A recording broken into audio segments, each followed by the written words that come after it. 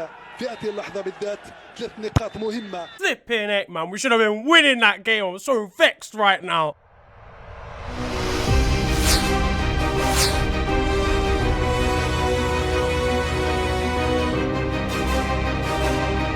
Wait, hang on a second. Is that a Jabalani? Terminamos este informativo, el primero de una nueva etapa. Lo hacemos con este fondo que ha acompañado a informativos. I hate it when people can't find their balls. Am I right, Janine? Jim, I'm taking the kids, and there's nothing you can do to stop me. Right, who was that then? Yo guys, it is your boy Earnin here, and you're watching FTW. This is of course the series where I bring to you the best and more frequently the worst of what football has to offer during the last 7 days. What's been kicking off in the world this week? Well, Alexander Usyk beat Tyson Fury to become the undisputed heavyweight champion of the world, and Tyson's dad John was left furious when he found out he's not allowed to headbutt his opponent in round 6. You ought to be ashamed of yourselves, you political bastards! Fury was pottering about after receiving some heavy hits here. It was like I was watching Ange Postecoglou running through on goal. Tyson said that the result was because of the war in Ukraine and a pity vote, basically. I'm sure the Ukrainian public will be gassed to find out that a double XL belt is going to end the war. Now, the Premier League season is officially over. No more Saturday 3 o'clock kickoffs, no more FPL disaster classes, and no more Liverpool-related depression. But celebrations won't be over yet as far as Man City are concerned. They made it 4 in a row, and I'm not talking about court cases. The secret ingredient is crime. Man City won the Premier League for a 4th time on the spin with a 3-1 win versus David Moyes' West Ham. Arsenal still had hope going into the final day if Man City dropped points, but in the space of me saying that sentence, Man City had already extinguished that. Player of the season, Phil Foden, took matters into his own hands. He scored a brace here. There was a slight scare when Kudus brought out the first goal of the week this time around with a disgraceful bicycle kick. Kudus! That is a fabulous goal! And that hope had Arsenal fans dreaming. One supporter was in a half-and-half West Ham Arsenal shirt. Soufal had been offered free drinks for the rest of his life by an Arsenal-supporting coffee shop owner. And Gunners fans were getting emotional at the prospect of their East London rivals saving them. West Ham are the best club in the world, I'm saying it. West Ham are the best club in the world. But the Hammers would not do them justice. And in the end, it would be Man City leading the title celebrations upon farmifying the league once again. The rest of the City group offered their congratulations to their parent clubs, which honestly is a source would say this is like a dystopian dream. Getting all of your siblings, half of which you treat like absolute shit, to congratulate you after financially doping for years really does stink. But as far as Rodri was concerned, it wasn't the 115 financial charges that were the difference maker. It was Arsenal's mentality. Arsenal also, they deserve us. They did an unbelievable season, but I think the difference was in here. When they come here, when they face us here in the Etihad, I saw them, these guys, they don't want to beat us. They just want to draw, you know? And whether it's right or wrong, just to even say this after winning the league, it's a shithousery award for the Spaniard. Phil Foden was quoted as saying that this one meant more. Phil, I swear to God, if I find your eyebrows slit looking. Meanwhile, his son was distracted from all those shenanigans, getting on the bevs early. This kid has been around Jack Grealish far too often. Speaking of Jack, and he was being his usual self during the celebrations.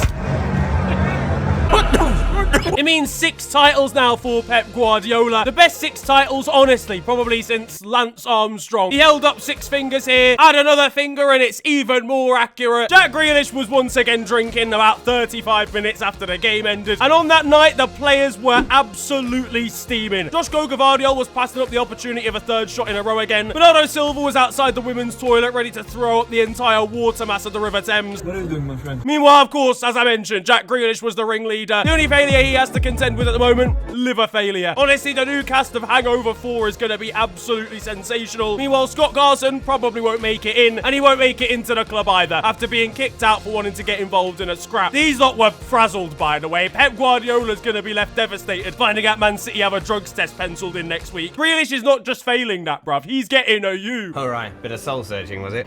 Cocaine, Mark.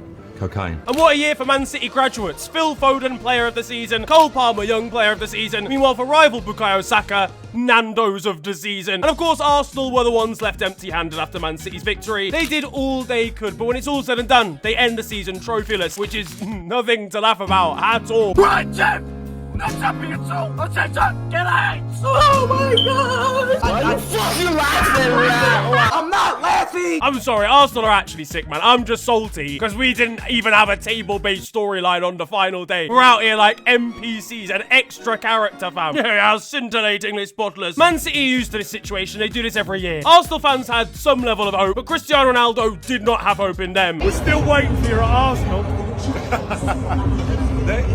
They're not going to win the league. Oh, God. One daughter had a sensational setup for all of the final day's games. Even the VAR room hasn't got a setup like this, mate. And maybe Gunner supporters inside the Emirates needed this sort of setup too, because they were done over by false rumours circulated and spread by Everton fans inside the stadium. But in the end, it was not meant to be, despite their victory against the Toffees. Their admin said they gave everything this season, and I can't wait for them to lift that gave everything trophy. Kai Havertz will be sat at home gassed, wearing his "we tried the hardest" medal from the end of the year. Meanwhile, that brown coat Arsenal fan that we always see on TV will be happy driving home, at least with the consolation that his side gave it their all. When the lights down, it's a danger! Declan Rice, bless him, was absolutely devastated as Mikel Arteta was given a speech. That's not very rice baby of them. Those Arsenal supporters that were dancing in the stands a few weeks ago, yeah, their emotions will be a little bit different today. Martin Odegaard, listen, now is not the time to be doing. At least there were some people that were finding the situation funny. Ex-Tottenham player Dele Alli would have been out on the pitch laughing at the players as they were devastated. When all is said and done, by the way, Gabriel Jesus got 4 goals this season, so I don't know how Arsenal fans want to feel about that one. He'll be getting dragged off the team bus by the time they can even make it back to the training complex. He'll be having to walk home, and one Arsenal fan had to do the same through a crowd of Chelsea supporters. He'll be getting grief from all angles, as will Mikel Arteta when he turns up late for Man City's Premier League trophy celebrations. At Liverpool, and there may not have been a title race, but emotions were high at Anfield, as Jurgen Klopp led Liverpool for the final time, with the Reds beating Wolves 2-0 in his final send-off. Honestly, man, 10 years of this guy, pretty much. I was tearing up, I can't even lie. The send-off looked beautiful inside the stadium as set up by Liverpool supporters, and it was making everybody emotional. Trent Alexander-Arnold was crying at full time. You know, it makes sense. Jurgen gave Trent his debut. He's seen him all the way through his career, so of course he's upset by the situation. Either that or it was actually a banana and not the other. Darwin Núñez was given grief on social media because he allegedly refused to clap for Jurgen Klopp as he was getting his guard of honor at full time. Now let me pose this possibility to you. Darwin Núñez just didn't know what was going on. He thinks Jurgen Klopp's going on holiday, bro. He doesn't even know that he's leaving yet. He thought Auf Wiedersehen was like a type of sausage or something. Jurgen will have been left somewhat confused by Darwin Núñez's message on his leaving card. I will leave the club. But after the game, and Jurgen was out celebrating, dancing to John Barnes' rap. He ain't run out of energy at all. This is a complete cop-out, mate. But he's not the only one leaving, as Thiago Alcantara and Joel Matip will be leaving the Reds when their contracts expire. Thiago leaving, I mean, it's just a story of what ifs, really, if he'd been able to stay fit. Meanwhile, Wataru Endo's son, it might be time to sign him up already to the youth academy, because this Lionel Messi level dribbling is outrageous. Until he met Andrew Robertson's son. Jurgen could be seen leading a new Arnie Slot chant as well.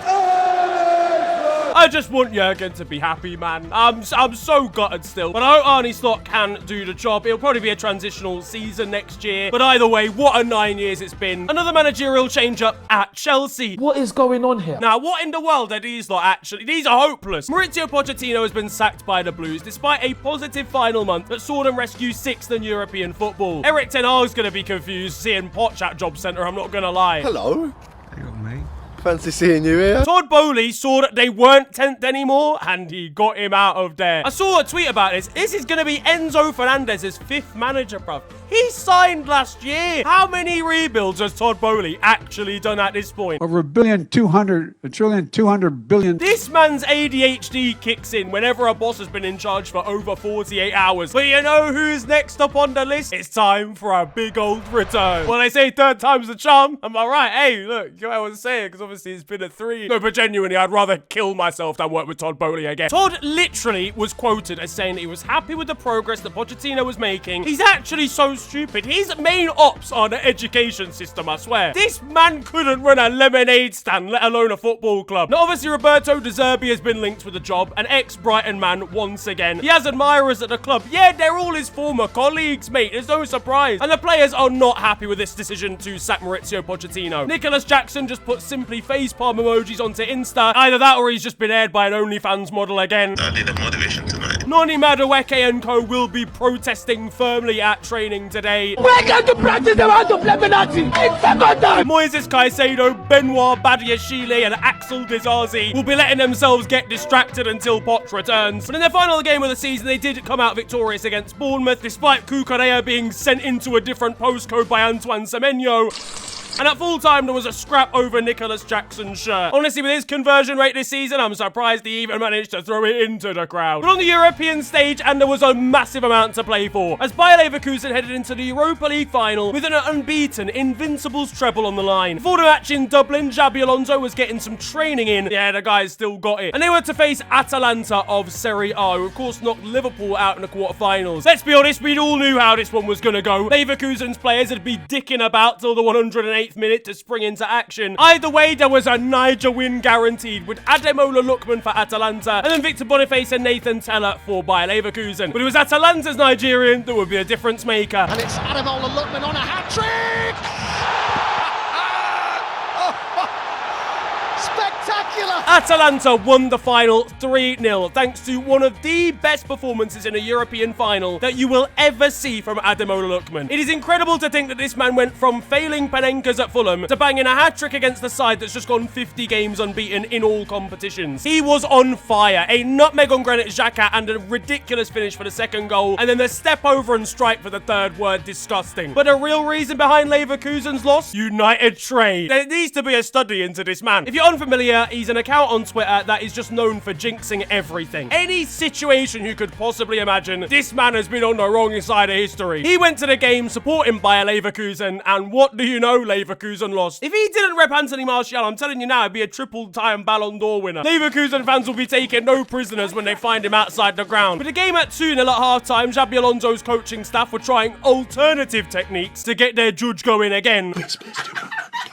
But our unbeaten treble hopes were officially over when Lookman scored the third. I don't know, you know what? Listen, lads, maybe Leverkusen are just frauds. Maybe they're a different team when there isn't over 8 minutes of injury time. How much injury time have we got? Oh my fucking god. You're a fucking disgrace! This is why we lost to Atalanta, by the way. We never stood a chance. But fair play, honestly, to Gasparini in charge, to Ademola Lookman and co for an incredible performance, the rest of their side, and the old school Atalanta legends, man. I'm talking Josip Ilčić, I'm talking Luis Muriel, I'm talking Franck Kessié, Timothy Castagna. These lot walked so the new winners could run. Leverkusen did though at least complete the Invincibles Bundesliga season, which is a mental achievement in its own right if we're real. They beat Augsburg 2-1 on the final day. It may not be Neverlusen anymore, but that golden Bundesliga dish is going to be looking sensational, ready for a steaming meal on it. Leverkusen fans held a minute's silence for the supporters that weren't able to watch them lift the title, which I think is extremely sweet indeed. And one other really nice gesture was Jeremy Frimpong making custom rings to commemorate their incredible season for the rest of his teammates. Leverkusen, though, weren't taking any prisoners, posting a Granit Xhaka tweet just moments after Arsenal lost the league to Man City. It's a shithousery award for the Bundesliga champs. And honestly, it is really crazy to see the connection that Xabi Alonso and the rest of his side have with the fans. It's a really feel-good story, legitimately. Well done to Stuttgart as well, who have flown under the radar to finish second in the league as well. They now find themselves in the Champions League, which some people are getting frustrated at, because apparently these teams are too small. Stuttgart were in the Champions League time ago, by the way. Shout out to Serhou Guirassy, who has been unreal this season, along with the likes of Dennis Undav. And it means Bayern Munich finished third in the league. This after they lost 4-2 to Hoffenheim. And that means they don't even qualify for the Super Cup. How do you not even qualify for the Super Cup as Bayern Munich? This is crazy. It's not even a real trophy, for God's sake. They finished third in a one-horse race, and they were the horse. Trophies dash as soon as they see Harry Kane running towards them.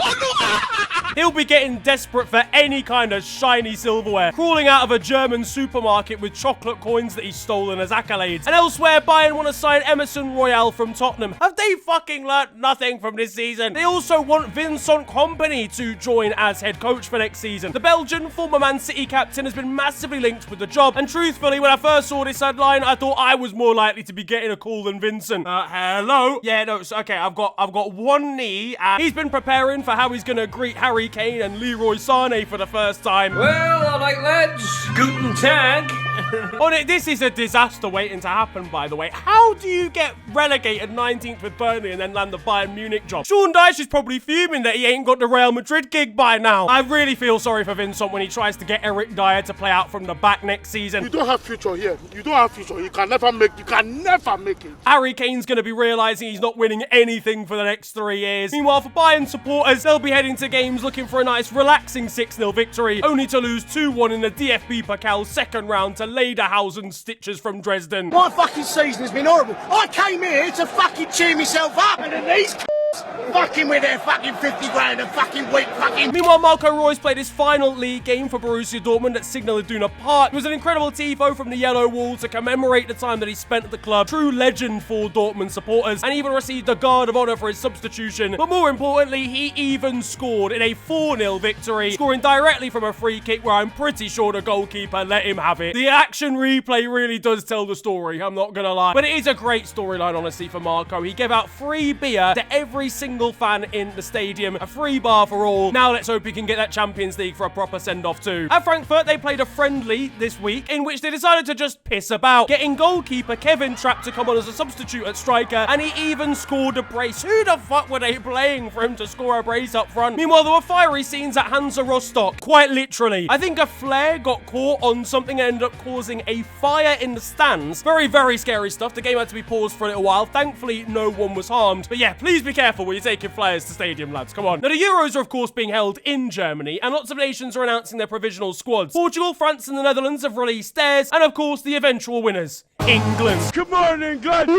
Not gonna lie, lads, I'm really liking it. I would have liked to have seen the likes of Reece James and Fikayo Tomori in it, I'll be totally honest. But names like Branthwaite, like Ebere Eze, like Adam Wharton are genuinely interesting, and I like the fact that Gareth Southgate has genuinely chosen based on form here. But Jordan Henderson didn't even make it into that. He'll be heading off into the sunset, so I don't think he's going to be letting Southgate get away with it too quickly. Morgan Gibbs-White's reaction to missing out was to laugh over on Insta. Meanwhile, Luke Shaw will undoubtedly be getting ready and getting better just in time for a tournament to start. He just doesn't like playing for United, lads. As for Declan Rice, seeing that many Crystal Palace players get into the squad, he'll be connected to the Bluetooth speaker and playing some tunes for them in the dressing room. Here we go. Perry Saka time. Can't wait to try it, my guy. I can't lie though, lads. Our midfielders and forwards for this tournament, it's gonna be sensational. Sexy penetration passes. Now, one man who has played for England is Nick Pope. Not that Brentford fans knew that, as they chanted "You'll never play for England" to him in their 4-2 defeat, even though he's already got caps. Crystal Palace ended the season very strongly indeed, taking 10th place overall and finishing above Brighton, something they reminded those Brighton fans of with the table appearing inside the stadium at full time. Jean-Philippe Mateta, very happy with his haul at the end of the season. One final word from you for the end of the season. Fantastic. That after scoring a hat-trick and a 5-0 win versus Villa on the final day. Villa, fully on holiday. They're in a villa, the Love Island villa. They ain't come out for the game here. Shout out to Emma Hayes, by the way, Women's Super League champion again with Chelsea. That's the 5th WSL crown in a row, cementing her firmly as one of the best women's managers in the game. Todd Bowley, don't do it. I know what you're thinking. She deserves better than that. Meanwhile, Tottenham and Newcastle faced off against each other in Australia in a friendly. Oh, the game's gone, isn't it? The game's gone. The game's gone. The game's gone. Fam, the season ended 25 minutes ago. What are you doing? Playing in the upside down land already. A poor, tired Christian Romero was haunted, realizing he had a 26-hour flight to get on after a 38-game full season. We're sending players off after a season has ended 2 days later to do friendlies in Australia when they're already tired. But it's FA Cup replays that are the problem. Right, cool. Yeah, noted, guys. Southampton will face Leeds in the Championship playoff final for a chance to return to the Premier League in what is always dubbed as the £100 million match. And Southampton supporters were absolutely gassed upon their victory against West Brom. One holding a poppet for some reason and the other a leg.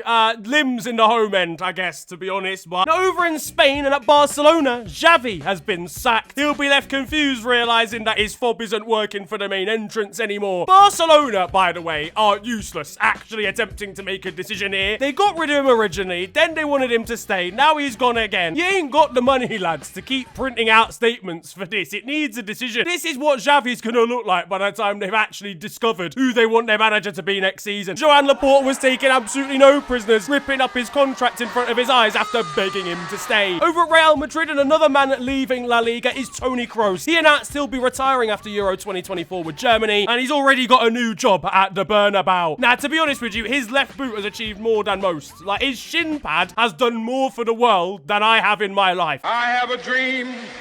Now, hear me out for a second. Toni Kroos is going to be playing alongside the likes of Tchouaméni, Camavinga, Mbappe, Vini Jr., Rodrigo, Rudiger, and Alaba, and said, now's my time to go. I've never seen so much black people in one area. He saw black people and dipped. That is crazy, Toni. Lucas Vazquez's reaction on Twitter was interesting, to say the least, as well. I'm like, what did he say fuck me for? On the pitch, though, for Real, and there was a scintillating game between themselves and Villarreal, which ended with an 8-goal thriller, 4 apiece, and Alexander Sorloth scoring 4 goals for Villarreal. 4 goals against Real, Jeremy. That's insane. Sorloth's kid doesn't even know who he is because he'd rather go to a game than see the birth of his child. But at least he's got a hat-trick ball. Erling Haaland might not even be the best Norwegian striker out there right now. And Norway's manager's going to have to break that news to Erling. He needs to call it a day at this level of football and move. Alexander Sorloth is the Mbappe of Wout Weghorst. And I, for one, am very proud of him. Over in Italy, and there was dramatic scenes at Juventus, as Massimo Allegri has been sacked by the club after breaching certain behavioural rules in their most recent game, aka apparently taking off his shirt. I don't know why that is a value that they adhere to. Maybe he didn't agree with match fixing, so maybe that's a value that they struggled on. Let's be real, they just wanted an excuse so that they could get Thiago Motta in through the door. I'm sure someone from the Juve board was practically ripping Allegri's shirt off just so they could actually get him sacked. And Allegri himself left the Juventus training complex for the final time angrily in a Fiat 500, which doesn't really get the same point across in terms of the anger levels and...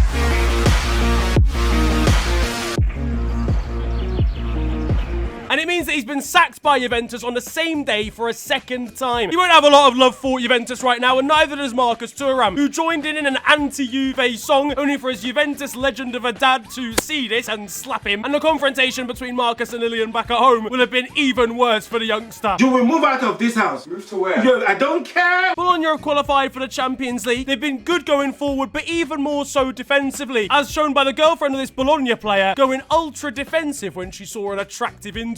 This is a ridiculous interception, by the way. We've been stupid. This is a centre-back in the making. She'll be left fuming when her boyfriend walks into a shop that has another woman in it. Elsewhere, and Italian MPs are trying to get more votes by showing their footballing capabilities. I mean, this is horribly edited and it's definitely got stunt doubles, but you know what? The sentiment lives on. Meanwhile, one TV channel conducted a prank to see what Italian footballers would say to a potential transfer or move to Saudi Arabia. A large portion of them said yes, including Mario Balotelli, and I need to see this done in England. And in wholesome news, Claudio Ranieri kept Cagliari in Serie A through the great escape. They were bottom and struggling earlier on in the year. He has kept them up, the scenes were spectacular, and he has now duly retired from the game. An absolute legend that will always be remembered in English football and in Italian football. In France, and Kylian Mbappe is leaving Real Madrid, his brother Ethan might be heading out the door too, as he's being linked with a move to Lille. As soon as Kylian's left, and now the whole Mbappe family is done at PSG. I don't think Kylian will be too keen on the idea that Ethan brings to the table of tagging along with him to Real Madrid. The French squad was announced, and Neil Maupay said that he'd be waiting next to the phone patiently for a call. Neil is still waiting for that call. Meanwhile, Alexander Lacazette scored a crucial late penalty for Lyon to help them qualify for the Europa League. Lyon got Europa League. Weren't they getting relegated about 3 months ago? Their ultras shouted at them on the pitch, and that is proof that bullying does work. Saïd Benrahma was getting bullied, though, in a slightly different sense, as he was double-footed by an excited fan at full time. Now, though, it's time for the rest of your goals of the week, even more after the Kudus bicycle kick. We start off with an ex-Premier League player playing in Greece, as Daniel Podence has brought out one of the most calm, one of the most delicate, one of the most collected chips that you're going to see in a derby match against Panathinaikos. A little bit further out than outside of the area now, and of course, it's Moises Caicedo, who after a clearance from Bournemouth's goalkeeper picked up the ball on the halfway line and pelted it towards goal, actually finding the top corner still, which is crazy from that distance. If we're talking distance, the final goal is incredible too, and it's a blast literally from the past, as Hulk, playing in Brazil for Atletico Mineiro, has picked out a traditional shit binger of a free kick. He must have a foot like a traction engine. Hello all, and welcome to The Beautiful Game, the segment where we take a look at the poetic and brilliant side of the game that we love. We are back by popular demand for yet more glorious beauty.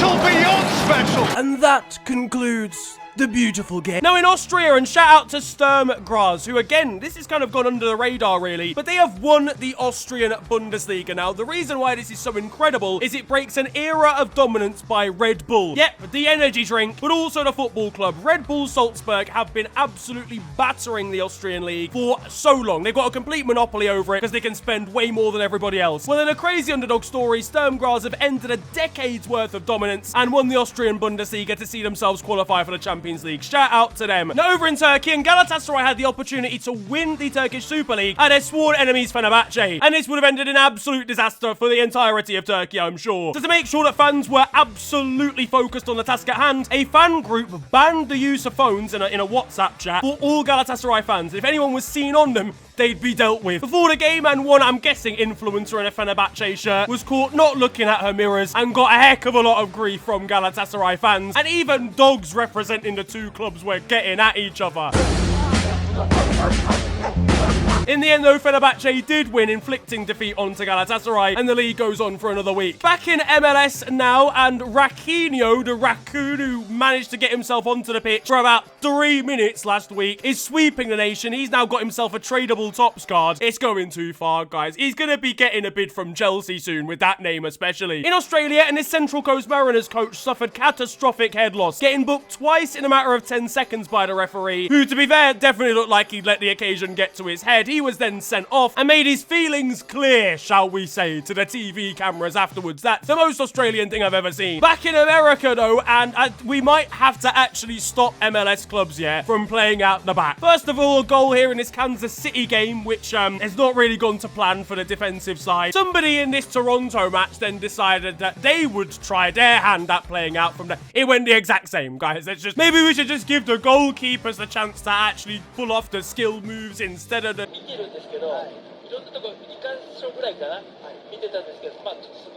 Fucking hell.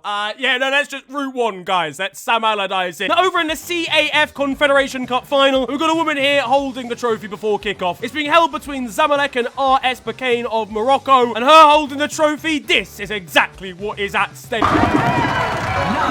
Guys, come on, you can't be scrapping already. The game ain't even started. In Portugal, and Boa Vista are trying to save themselves from relegation. They need a goal and are awarded a last-minute penalty with the opportunity to stay up with the final kick of the match. Duly, they did that in the 97th minute, literally with the last kick of the game, and stay in the top flight of Portuguese football. In Brazil, and Gabigol has been fined and will potentially be stripped of his number 10 shirt at Flamengo after being caught in a shirt of their rivals Corinthians. Meanwhile, at Celtic, and they won the Scottish Premier League, of course, Rangers had a League Cup trophy being kind of awarded to them by Father Christmas around about the festive period. So Celtic decided to get their own back by having Father Christmas give them the league trophy after they beat Rangers to it. Yeah, it's a shithousery award from Celtic here. In this Brazilian under-20s game now, and we need to take waterlogged pitches a little bit more seriously than we do, because that's a swimming pool down there. But hey, listen, if that's a swimming pool, they're getting an Olympic medal. How are you scoring from a corner in the Atlantic Ocean? What the? In Finland now, and this goalkeeper had to show a little bit more conviction when coming out for a punch here. At Gotham FC in America, the women's league, no, not that Gotham, they've taken the idea of doing a selfie celebration to a different level.